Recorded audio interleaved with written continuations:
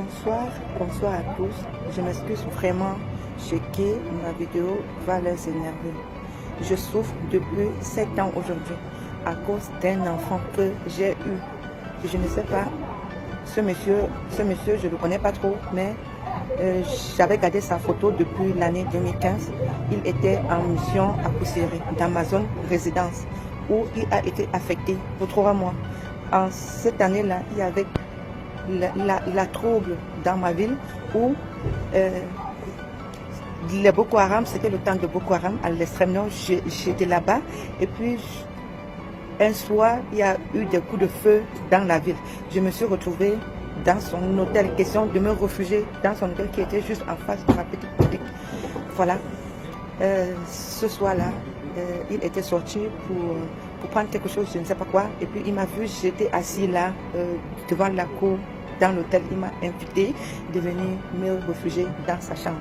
Je suis allée sans hésiter puisque c'était un homme en tenue et en ce moment-là, le couvre-feu était à 19h, donc il n'y avait plus moyen de rentrer chez moi. Il n'y avait plus de moyens puisqu'il y avait les tirs partout dans la ville. C'est ça que j'ai accepté sans hésiter. Je suis allée me réfugier dans sa chambre. Dans la nuit, il voulait faire l'amour. J'ai refusé.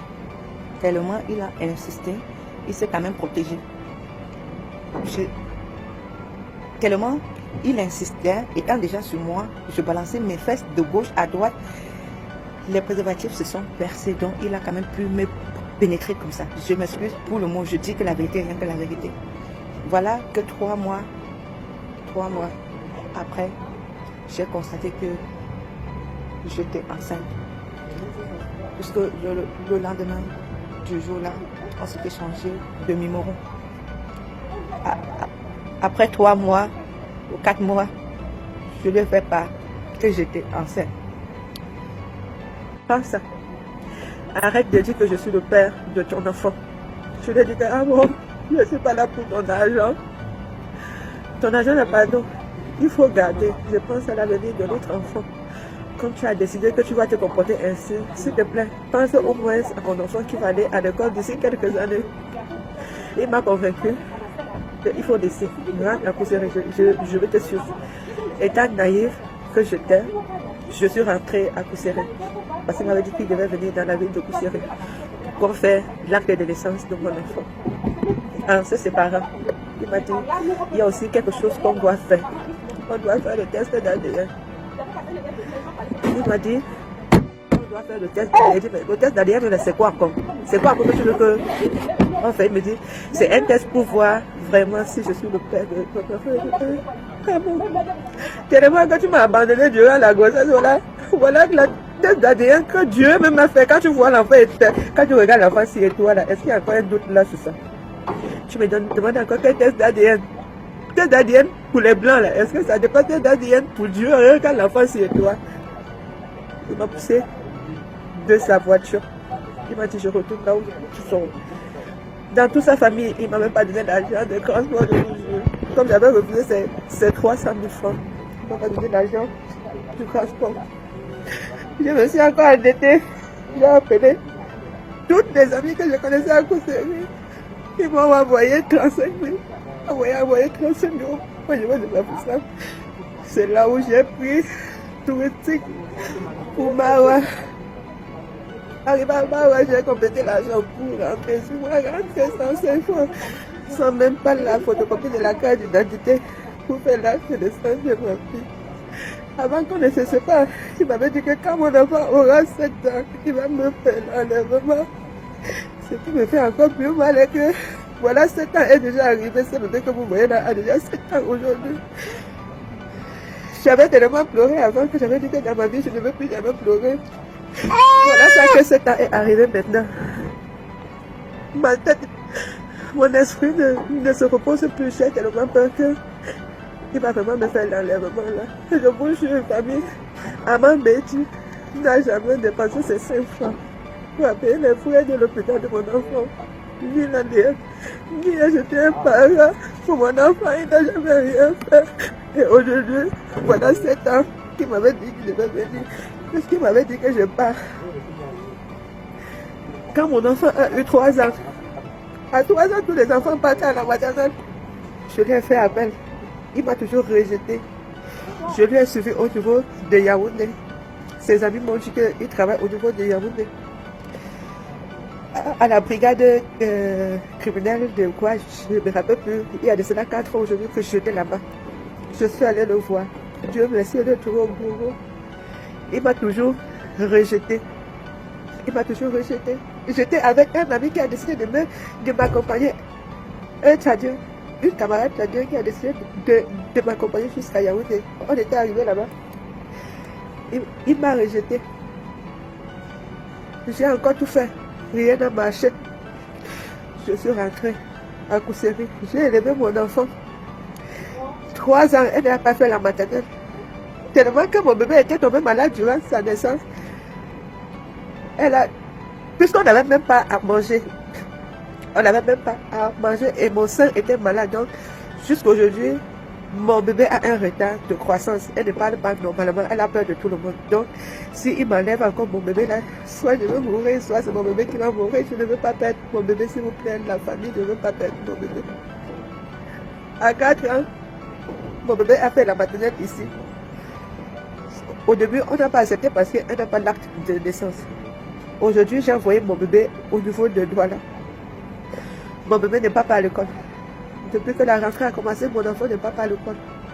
Parce qu'à l'école, on dit que pour s'inscrire à l'école, il faut l'acte de naissance de l'enfant.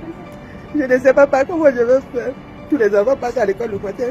Ma fille reste à la maison. Ma fille passe toute la journée à la maison. Famille, aidez-moi. Aidez-moi à arrêter ce papa. D'abord de un, je ne veux pas perdre mon enfant. Je ne veux pas perdre mon enfant. Maman, mais tu laisses ma fille tranquille. Je ne refuse pas que tu assumes ton rôle de papa, mais ne m'enlève pas mon enfant.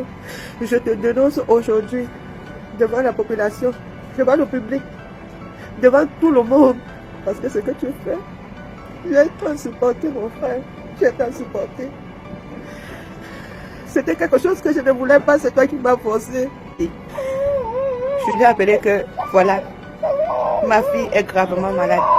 Nous sommes à l'hôpital depuis 2 semaines, je n'ai plus d'argent. S'il te plaît, envoie-moi juste un peu. Je vais amener mon enfant à l'hôpital. Il m'a refusé. Il m'a dit que je suis là juste pour escroquer son argent. Je lui ai dit, mais non. Si tu veux, tu appelles, mais tu demandes tes amis qui sont dans ce vide-là. Ils vont bien t'expliquer. Que moi, là, je suis à l'hôpital, ça fait 2 semaines aujourd'hui avec mon enfant. Il m'a raccroché. Quand j'ai fait un mois à l'hôpital avec mon enfant, je suis sortie. J'ai appelé tous ses amis, ils m'ont dit que présentement, il travaille à Bafoussam. Je suis allée le suivre à Bafoussam, dans son lieu de service. J'ai voyagé 4 jours sur la route. Imaginez un peu, quand tu avais un bébé de 6 mois, 4 jours sur la route, nuit et jour, jusqu'à Bafoussam. Je suis arrivée à Bafoussam autour de 10 heures. J'ai passé la journée dans son poste au commissariat, dans sa brigade routière au commissariat. Je suis allée me présenter là-bas. On m'a dit qu'effectivement, Armand Betty, que voici, il travaille ici, mais il n'est pas encore arrivé au bureau. Je me suis présentée, je viens de Kousséry, je suis la mère de son enfant. S'il vous plaît, aidez-moi, je vais le voir. Il a dit qu'il ne vient pas. Il a passé toute la journée, il n'est pas venu. Moi, j'ai passé toute la journée au commissariat. Je lui attendais, il n'est jamais venu. J'ai passé la nuit au commissariat jusqu'à 23 h. Ses collègues étaient étonnés. Ils ont dit, mais ça c'est quoi encore? Ça c'est là où ils ont appelé le chef de Armand Betty. Ils ont expliqué la situation. Le chef a ordonné qu'on m'amène d'abord dans un hôtel, que je passe la nuit. Ils m'ont amené dans un hôtel. Je suis allée passer la nuit là-bas. Je suis revenue le lendemain. Le lendemain, quand je suis arrivée, ils ont obligé le monsieur qui est le père de ma fille, que voici, de venir immédiatement au commissariat. Quand il est arrivé, on lui a posé des questions. Il a dit, bien sûr, je la connais. On s'était croisés à Kousséry. Devant son chef, ils se sont entendus qu'ils devaient arranger la situation. Puisqu'à ce moment même là, j'avais prêté l'argent dans la réunion où je faisais à Kousséry pour effectuer mon voyage.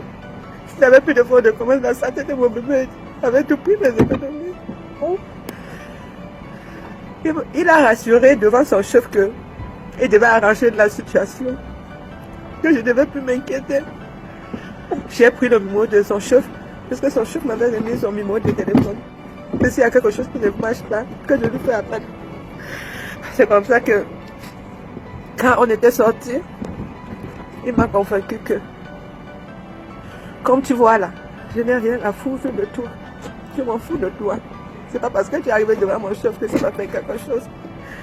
Si tu connais Dieu là, si tu as pitié de ta vie là, retourne à Kousséry d'où tu sors. Tu lui dis, ah bon, s'il te plaît, il n'y a pas de souci. Dans quelques années là, ma fille va aller à l'école. S'il te plaît, donne-moi quand même la photocopie de ta carte d'identité. Parce qu'on m'a dit que sans ta carte d'identité là, je ne peux pas faire l'acte de naissance de mon enfant. Quand tu dis c'est mon enfant, il n'y a pas de souci. Il m'a dit qu'il ne peut pas me donner cette pièce comme ça. Il m'a dit ok, il n'y a pas de problème. Et puis alors l'acte tu me donnes. Parce qu'au moins après elle va aller à l'école, il n'y a pas de souci, même comme tu ne veux pas. Il m'a dit arrête. Arrête ce que tu me dis là, je ne peux pas. Il a envoyé la main dans le coffre de sa voiture. Il m'a enlevé 3 paquets de billets de 10 000. Donc 300 000 francs. Il m'a donné, il m'a tendu les 300 000 francs. Il m'a dit prends ça. Arrête de dire que je suis le père de ton enfant. Je lui ai dit que ah bon, je ne suis pas là pour ton argent. Ton argent n'a pas d'eau. Il faut garder. Je pense à l'avenir de notre enfant. Comme tu as décidé que tu vas te comporter ainsi, s'il te plaît, pense au moins à mon enfant qui va aller à l'école d'ici quelques années. Il m'a convaincu qu'il faut laisser.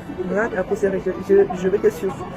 Étant naïf que j'étais, je suis rentrée à Kousséry. Parce qu'il m'avait dit qu'il devait venir dans la ville de Kousséry pour faire l'acte de naissance de mon enfant. En se séparant, il m'a dit il y a aussi quelque chose qu'on doit faire. On doit faire le test d'ADN.